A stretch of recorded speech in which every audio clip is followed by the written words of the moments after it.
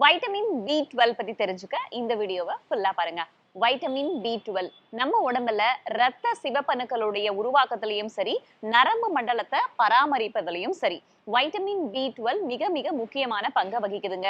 ஒரு சராசரியா ஒரு மனுஷனுக்கு ஒரு நாளைக்கு குறைஞ்சபட்சம் 2.4 மைக்ரோகிராம் அளவுக்கு வைட்டமின் B12 தேவைப்படுது. இதுல குறிப்பிடத்தகுந்த விஷயம் என்ன அப்படின்னா, இது உடல்லையே உருவாகக்கூடியது கிடையாது. நம்ம எக்ஸ்டர்னலா, அதாவது வெளியிலிருந்து உணவு மூலமாக தான் விட்டமின் B12 நம்ம உள்ளுக்குள்ள அனுப்ப வேண்டியதா இருக்கு.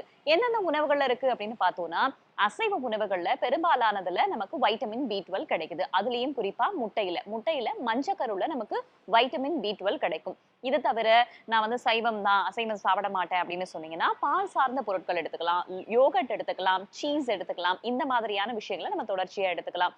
வைட்டமின் B12 ஒருவேளை உங்களுக்கு குறைபாடு வந்தா இதயம் சார்ந்த பிரச்சனைகள் ஏற்படுறதுக்கான வாய்ப்பு இருக்கு, நரம்பு மண்டலம் சார்ந்த பிரச்சனைகள் ஏற்படுறதுக்கான வாய்ப்புகளும் இருக்கு அப்படின்னு எச்சரிக்கிறாங்க மருத்துவர்கள்.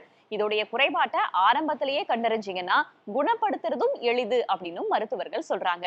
உங்க சர்க்கிள்ல யாரு ப்ராப்பரா உணவு சாப்பிட மாட்டாங்களோ அவங்களுக்கு இந்த வீடியோவை இப்பவே ஷேர் பண்ணுங்க. இது ஹெல்தி டாக்ஸ் வித் வேதா. அறிவோம் ஆரோக்கியம்.